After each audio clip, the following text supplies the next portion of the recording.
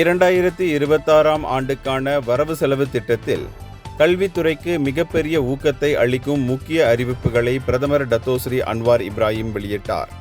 PTPTN மூலம் 5800 குறைந்த வருமானம் கொண்ட மாணவர்களுக்கு பொது பல்கலைக்கழகங்களில் இலவச உயர்கல்வி வழங்க ஆண்டுதோறும் 120 மில்லியன் ரிங்கிட் ஒதுக்கப்படும்.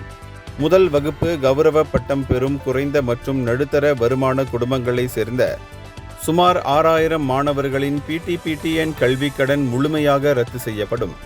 கல்விக்கான மொத்த செலவு 66.2 பில்லியனாக அதிகரிக்கப்பட்டுள்ளது.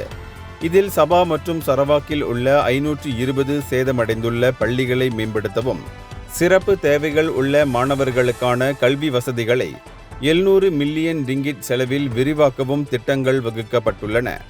அது மட்டுமின்றி 1,50,000 மாற்றுத்திறனாளி மாணவர்களுக்கு மாதம் 150 உதவித்தொகை உறுதி செய்யப்பட்டுள்ளது. இந்த வரவு செலவு திட்டம் மலேசியர்கள் அனைவருக்கும் தரமான மற்றும் உள்ளடக்கிய கல்வியை உறுதி செய்வதில் அரசாங்கத்தின் உறுதியான அர்ப்பணிப்பை பிரதிபலிக்கிறது.